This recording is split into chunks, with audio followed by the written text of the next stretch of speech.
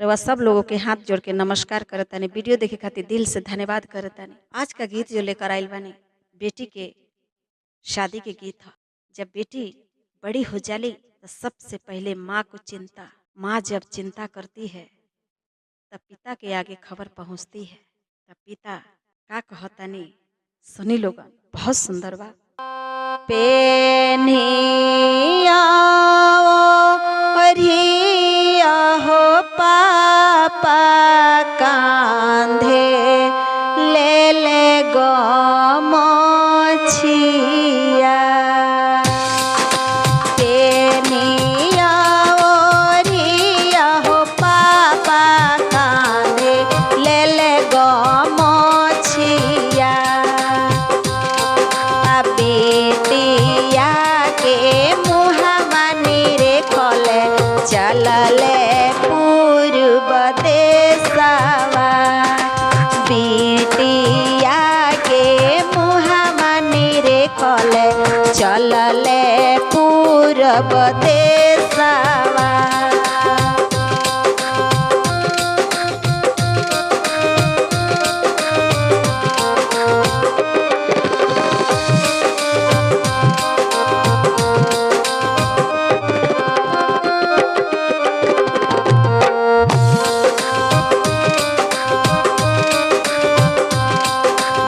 जाते बेटी के माँ से पिता का कहतानी जरूर सुनम लो। कहाँ बारू कहाँ हो बारू बेटिया के मैया। कहाँ बारू कहाँ हो बारू बेटिया के मैया। कवन गुनामा पर हो खोजब कवन गुण ससुरावा। कवन गुनामा पर हो खोजब कवन गुण ससुरावा।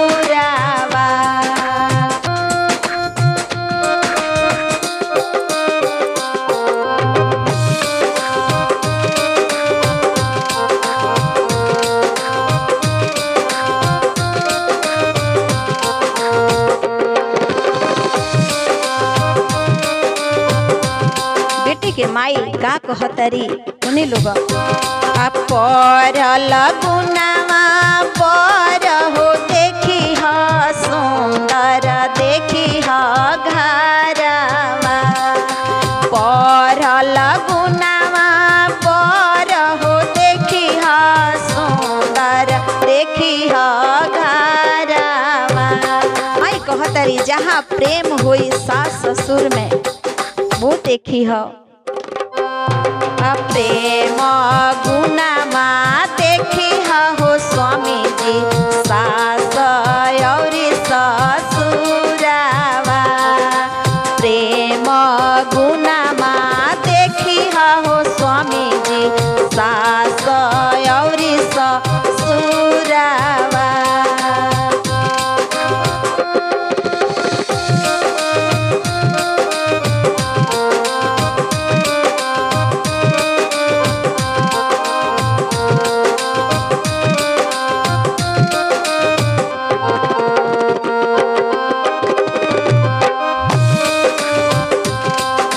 हसत होई है जेठ जेठानी खेलत होई है ननदिया। इहे देखी हो हसत होई है जेठ जेठानी खेलत होई है ननदिया।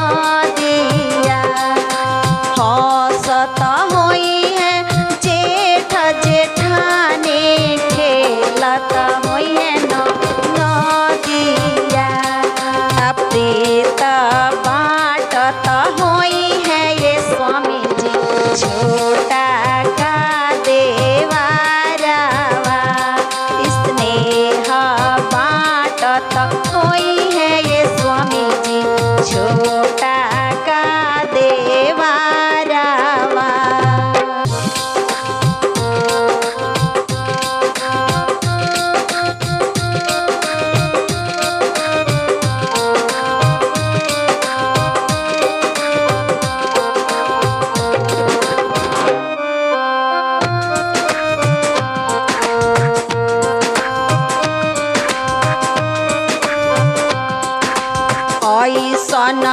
बरवा खोजी हो स्वामी जी ऐसन खोजी हो घरवा कहतरी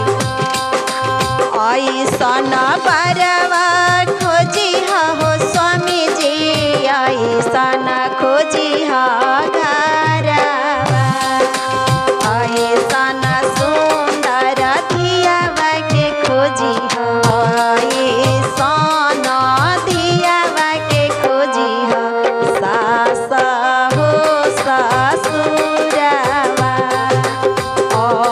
ऐसन सुंदर हमरो धियावा के खोजी हो सुंदर सास ससुरवा सुंदर अपना धियावा के खोजी हो देवर और ननदिया सुंदर अपना धियावा के खोजी हो सुंदर और नगरिया सुंदर और नगरिया। जिस देश में बेटी रहे लगे कि हाँ इस नगरी में मेरी बेटी रहती है, इस घर में